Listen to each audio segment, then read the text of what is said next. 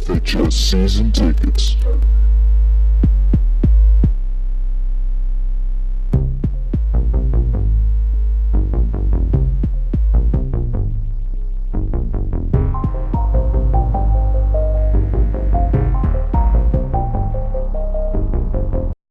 Welcome into another episode of FHS Season Tickets. I'm Michael, and today it's going to be episode 2 of a 4 video series where I'm going to be previewing all of the March Madness regions and the round 1 games that are included in them. This episode we're going to be doing the West region, starting off top to bottom, going number 1 Gonzaga versus number 16 South Dakota State. The line, Gonzaga minus 23, Gonzaga 6-0 versus the RPI top 25. Only one loss this year, which is fewest in the country. Gonzaga has also beaten Florida, Arizona, Iowa State, St Marys 3 times. And South Dakota State's best win is South Dakota, who has an RPI of 122. The pick, it's going to be Gonzaga. I would ignore early tournament disappointments from previous years with this Bulldogs team. This one looks like one of the best that Mark Few has ever had. South Dakota State does have the player of the year in their conference in Mike Daum, who has scored over 25 points in 10 of his last 13 games, including a 51-point game versus Fort Wayne. He's a very exciting player to watch. He went off in their conference tournament final. I believe he could give the Bulldogs some trouble, but I would say even if Daum has 25 points, which is about his average, I don't see Gonzaga having any trouble. I think he has to put up 50 just for them to have a chance to pull off the upset. Next game we're going to be going into Northwestern, the 8 seed, against Vanderbilt, the 9 seed. The line, Vanderbilt -1. That's right, the 9 seed is favored over the 8 seed, and this is something that I am going to pick nonstop. If its team is seated lower by the committee and Vegas has them as a favorite, I would strongly advise you picking them to win, because I would say, just from past previous year's tournament experience, you saw last year Gonzaga versus Seton Hall. Gonzaga was an 11 seed, Seton Hall was 6 seed. Gonzaga 3.5-point favorites. They end up winning the game by almost 20 points, I do believe. So I would definitely pick the teams that are underranked, but Vegas has them as favorites. There's only 2 this year. One of them is Vanderbilt, the other one is Wichita State. Northwestern is making the tournament for the first time. I'm probably the 100th person to tell you that if you are a college basketball fan. But if you didn't know, haven't been paying attention to college basketball, Northwestern's finally in the tournament. But Northwestern is 5-8 versus top 50 teams, and 3 of their wins did come away from home, and those were versus Dayton, Wisconsin, and Maryland. They did beat Dayton away from home. Vandy did lose to Dayton away from home. However, Northwestern has lost 7 of their last 12 games. Vanderbilt beat Florida 3 times, 2 of the wins coming away from home, also 1 at Arkansas. Vandy has won 7 out of the last 9 in the pick. I'm going to go with Vandy. I know I'm biased as a diehard Vandy fan, but they've been playing much better basketball recently. Ever since putting Matthew Fisher-Davis to the 6th man, he's been able to provide scoring off the bench, and our starting defense has been much better. I do think the Commodores are going to spoil Northwestern's first ever appearance in the Ncaa tournament, and I'm going to go with Vanderbilt to get the win. They're playing much better basketball right now. Next game we're going to be previewing is number 5 Notre Dame versus number 12 Princeton. The line, Notre Dame -7, and Notre Dame is 8-8 versus the RPI top 50. 5 of those 8 wins did come away from home, which is very impressive. Notre Dame has also won 8 of their last 10, and their 2 losses coming away from home versus 2 number 2 seeds in Louisville and Duke. Princeton did go 16-0 in the Ivy League and won the league's first ever conference tournament, but Princeton is only 1-5 versus RPI top 100. The pick, Notre Dame. The Irish won't blow you away with the eye test, but they are a scrappy team and have been playing well. I wouldn't be afraid to take the Tigers of Princeton, as the Ivy League has had some success in the past couple years, including Yale beating Xavier, Harvard beating New Mexico. I also believe Harvard won another game in the past 4 years, but I'm going to take Notre Dame in this one. I believe that they've shown an ability throughout the years to be able to win close games and have success in the tournament, so I'm going to take them to get the win. Next game, West Virginia versus Bucknell, 4 versus 13 seed. The line, West Virginia -14. West Virginia has won 8 of their last 11, and they are 6-4 versus the RPI top 50, with 3 of those wins coming away from home.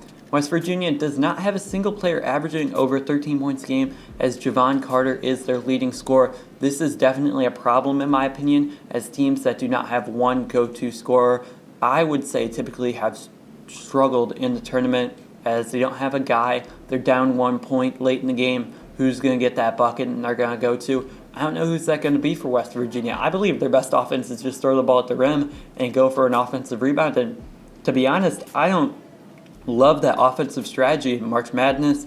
West Virginia does have a very effective press, however, and has the highest turnover percentage in the country at 28%. But Bucknell does play equally tough defense, and it could be difficult for the Mountaineers to score in the half-court offense and be able to set up their press. The pick, I'm going to go with West Virginia. I do think that this game will be very close. I would not hesitate taking Bucknell against the spread because I believe this is going to be a low-scoring game. West Virginia really struggled to get consistent offense against Iowa State in the Big 12 tournament, their last loss. And I would say that Bucknell is able to keep this low-scoring game, not able to let West Virginia set up their press. But when West Virginia does set up their press, in the few times that they will, I believe they will have success. Force Bucknell into enough turnovers to get the victory and rebound from last year's upset loss versus Stephen F. Austin. And Stephen F. Austin did force West Virginia into a lot of turnovers. Bucknell will have a very solid defense, but won't be doing the ball pressure and forcing turnovers like they did, so I think West Virginia does get the win. The next game, 6 seed Maryland versus 11 seed Xavier. The line, Maryland -2. Maryland is 14-6 versus the RPI Top 100. They've won away from home versus Michigan, Minnesota, Northwestern, Kansas State, Illinois, and Iowa. Maryland has, however, lost 6 of their last 10, and 3 of those 6 losses were by double digits. Xavier lost 6 games in a row before winning 3 of their last 4, but 2 of those wins did come versus DePaul. DePaul, not sure if you know this, really bad at basketball this year. Xavier has also not been the same team since losing Edmund Sumner and Tevion Blewett. Blewett has since returned to the lineup, but I don't believe he's the same player before the injury. The pick, I'm going to go with Maryland. Xavier has only 1 win versus teams not named DePaul since February 5th. That's a really long time. Maryland has also been resilient away from home. I don't love either of these teams, to be honest. I think they're both either overseeded in Maryland's case or not as good as what their seed shows in Xavier, because they were a really good team at the start of the year before the injuries happened. They would have probably been around a 4 or 5 seed, but since the injuries happened, they're not the same team. I would pick both these teams to lose in the next round to the winner of Florida State and Florida Gulf Coast, but I'm going to go with Maryland in this first round game. Next game, just mentioned it, Florida State, the 3 seed, taking on the 14 seed in Florida Gulf Coast. The line, Florida State -12.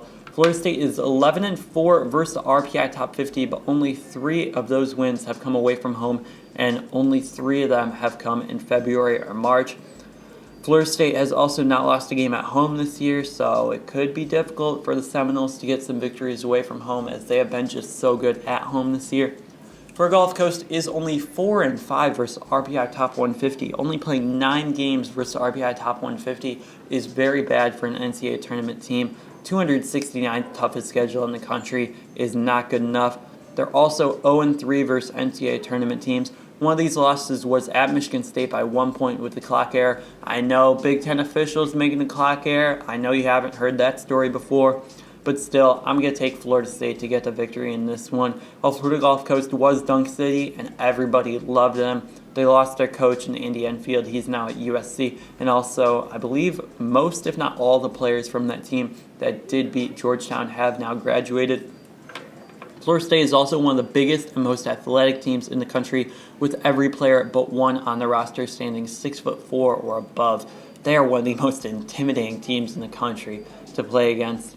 Next game we're going to be previewing number 7 St. Marys versus number 10 VCU. The line, St. Marys -5. St. Marys is 28-1 versus teams not named Gonzaga, but they are only 2-4 versus the RPI Top 50. St. Marys does have great RPI, BPI, KenPom, basically any computer metric that you can find. St. Marys is going to be very high. VCU has lost 3 of their last 6. VCU is 3-3 versus the RPI Top 50. And none of those 3 wins did come in February or March. Also, none of the top 50 wins that VCU has have come away from home. VCU also won 2 games where they trailed with less than 0.5 seconds left. Without this luck, they might not have been a tournament team, so the pick, St. Marys. We're not really sure how good St. Marys actually is. 3 of their 4 losses have come against Gonzaga. They haven't been challenged very much, but in the games that they have played against other competition, they've dominated. I do think they're good enough to get the win over VCU. The final game of this video, number 2 Arizona versus number 15 North Dakota. The line, Arizona -17. Arizona is only 5-4 versus RPI top 50, but are 16-4 versus the RPI top 100. Arizona's losses have come to a 1 seed, a 3 seed, another 3 seed, and a 4 seed. North Dakota only 3-3 versus the RPI top 50. So when I said that Florida Gulf Coast has only played 9 games versus the RPI top 150, this team has only played 6. They're scheduled 315th toughest in the country.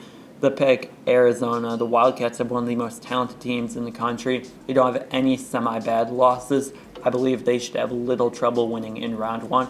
And that will wrap it up for this video. Hope you guys enjoyed. If you did, make sure to leave a like. Also subscribe. I'm going to be doing 2 more episodes of this. I'm really excited to bring you this series as I am usually very solid in my round 1 NCAA tournament picks. I hope you guys enjoyed the video.